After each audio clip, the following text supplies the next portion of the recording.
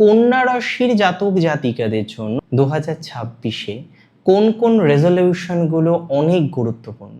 তবে 2026-এ যে স্টেপগুলো আপনাকে নিতেই হবে।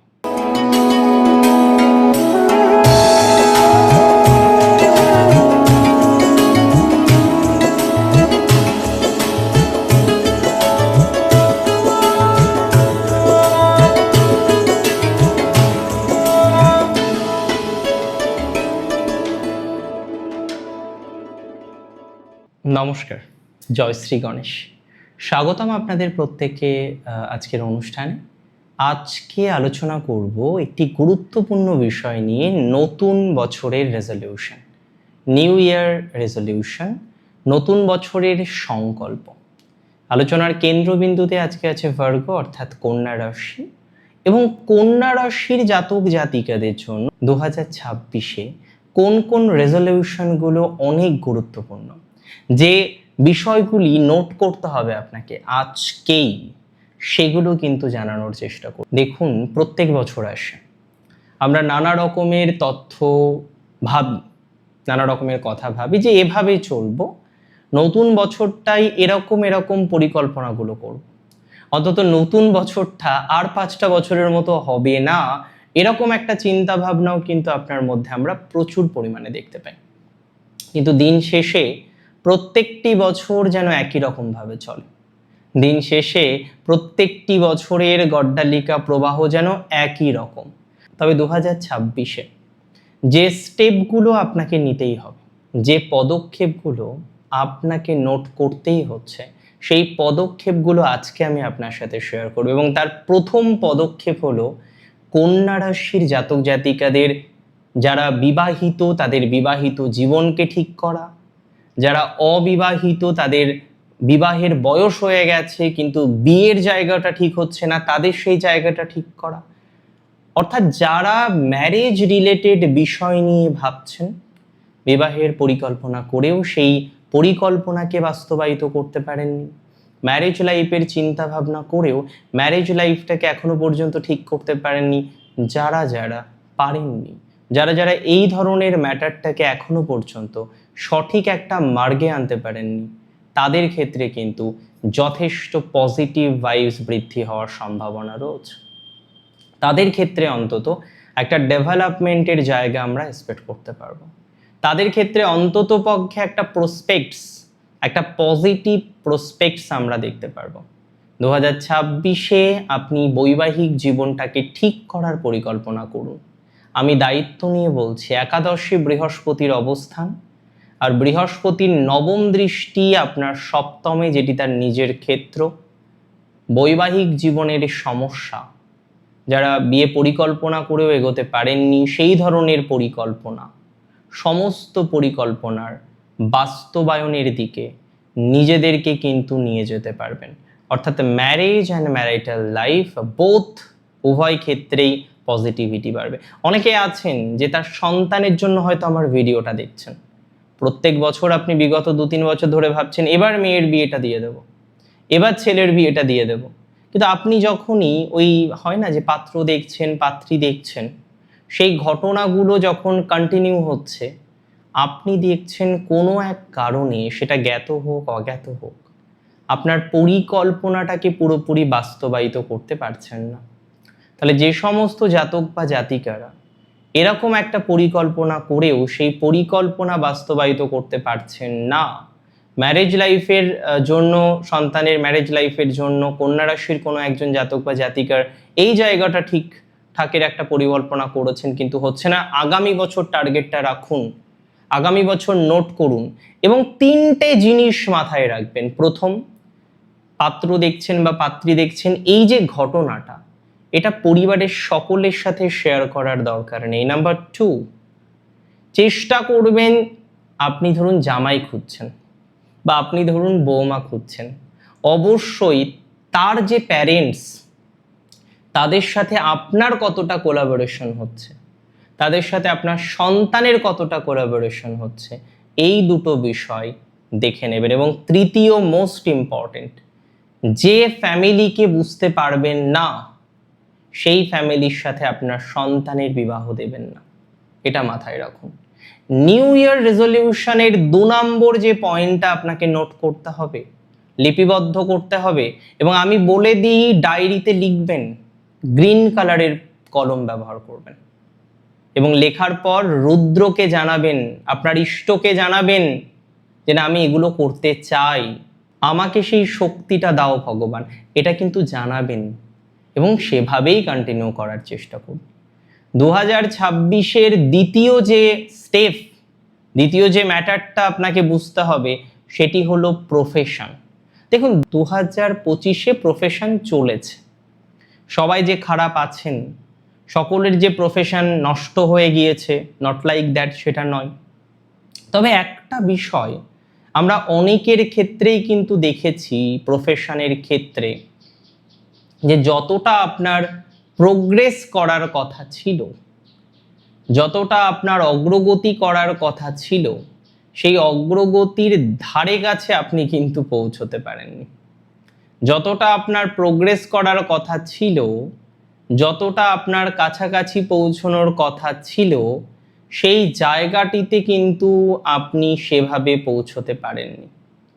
আমি আপনাকে একটা সিম্পল কথা বলতে চাই, যে সমস্ত জাতক বা জাতিকারা দীর্ঘদিন ধরে পরিকল্পনা করছেন, কোনো না কোনোভাবে নিজেকে স্টেবল করার চেষ্টা করছেন, কিন্তু স্টেবল করতে পারছেন না, কোনো না কোনোভাবে সেই বাধাটা এসে যাচ্ছে কর্মজীবনে, এবং একটা আপলিফমেন্ট, দেখুন সবার এটা কাম্য, যে কাজ করে তার মনের মধ্যে বাসনা তৈরি হয় যে তারও ভালো কিছু হবে, আর যে কাজ করে না তার তো কিছু তৈরি হয় না।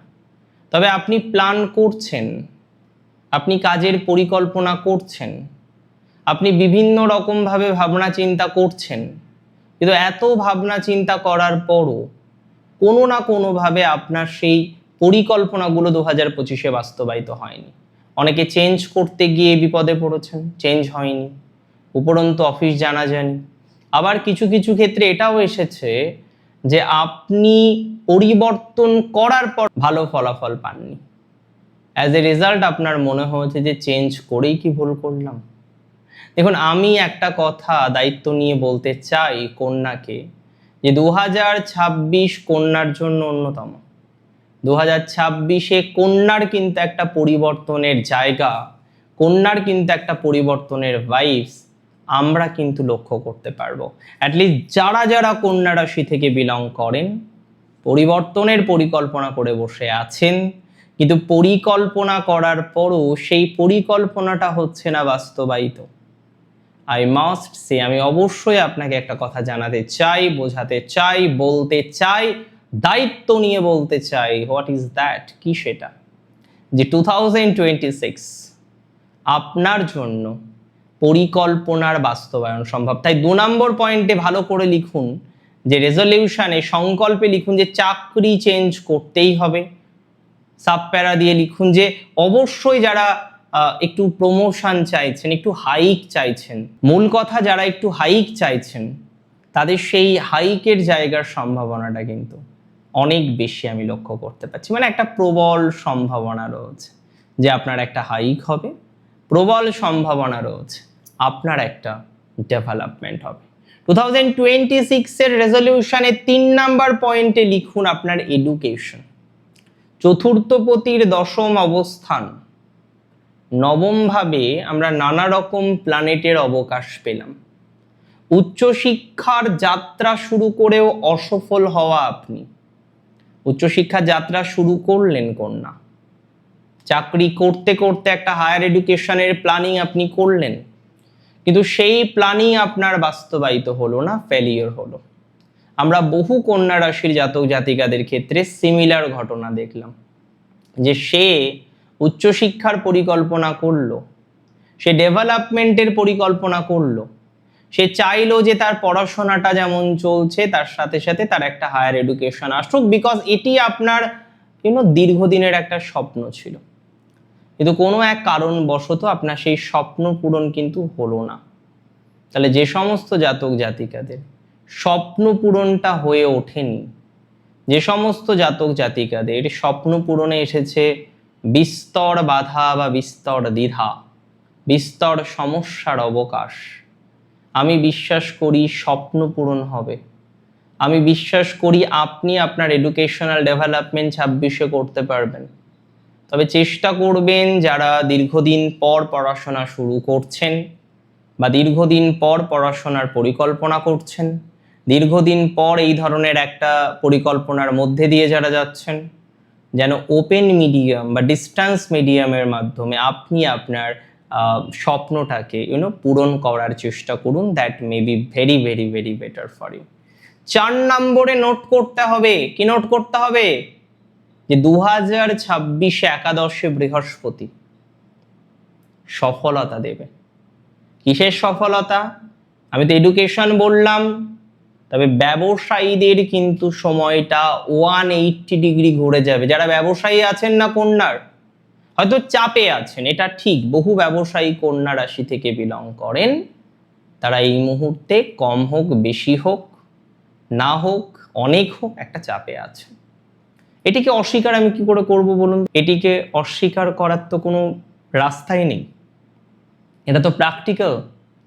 সো আমি মনে করি যে সমস্ত কন্যা রাশির জাতক বা জাতিকারা এই জায়গাটা নিয়ে একটা কনস্ট্যান্টলি ভোগান্তির মধ্যে রয়েছেন, যে না আপনি চাইছেন কিন্তু হচ্ছে না, আপনি চাইছেন কিন্তু ব্যবসাটা হচ্ছে না, ব্যবসা বন্ধ করে দিতে হবে বলে মনে হচ্ছে, কারণ যেভাবে লোনে জড়িয়েছেন, যেভাবে লাইবিলিটিস এসেছে, লোন মিনস লাইবিলিটিস, আপনি পারছেন না সেই লাইবিলিটিসটাকে মেনটেন করতে।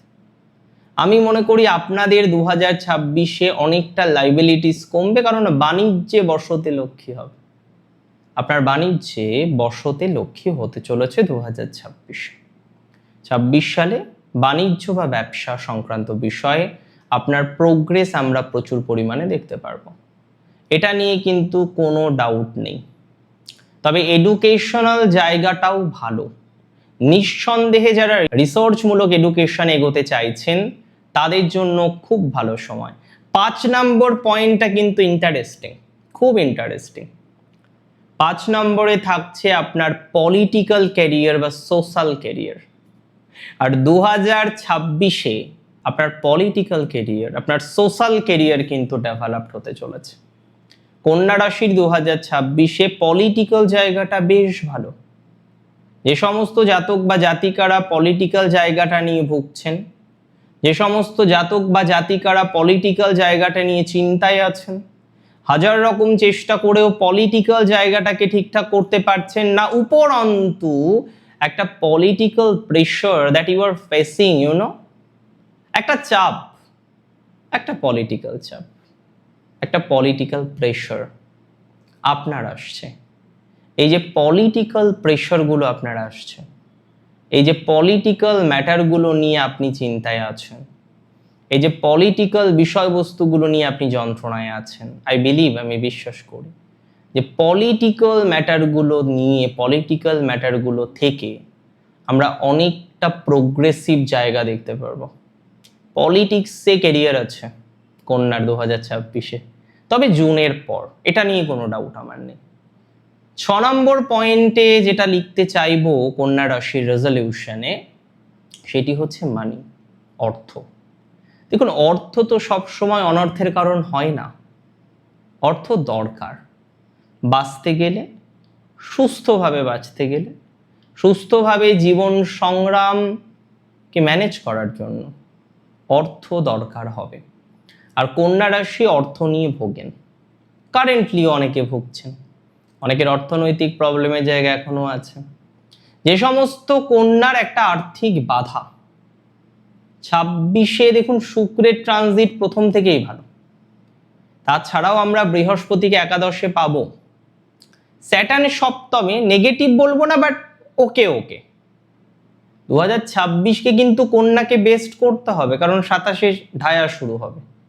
তাই 26-কে ভালো করার জন্য রেজলিউশনটা প্রপারলি বুঝুন, যে কোন কোন জায়গায় আপনার স্ট্রেংথ আছে, যে জায়গাগুলো আপনি আরো বেটার করতে পারেন। 2026-এ সেই ম্যাটারটাকে কিন্তু বুঝতে হবে। যারা শাস্ত্র নিয়ে আলোচনা করেন, শাস্ত্র জ্ঞানে যারা যুক্ত রয়েছেন, স্পিরিচুয়াল ম্যাটারে যারা যুক্ত রয়েছেন কন্যার জন্য ভালো। এবং লাস্ট পয়েন্ট যেটা কন্যার ক্ষেত্রে বলবো 2026-এ রেজলিউশনে, সেটি হলো কন্যা রাশির কিছু প্রপার্টি ক্রয় করা। দেখুন, সবার ক্যাপাসিটি হয়তো নেই, তবে হতেই পারে না 26-এ ক্যাপাসিটি। আর আমি 70% ক্ষেত্রে মনে করি ক্যাপাসিটি হবে। অল্প হোক, 2 কাঠা হোক, 1 কাঠা হোক, দরকার নেই বিঘে বিঘে কেনার। একটু অন্তত কিছু পারচেস করুন, জমিতে পারচেস করুন। 4-11-এর কম্বিনেশন থাকছে, জমি বা স্থাবর কিছু পারচেস করা যেতে পারে কন্যা রাশির। বেস্ট অফ লাক তো থাকলোই, আর তার সাথে থাকলো আপনার জন্য অনেক বেশি প্রার্থনা শ্রী গণেশের চরণে, যাতে আপনার ভালো হয়, আপনি ভালো থাকেন। জয় শ্রী গণেশ।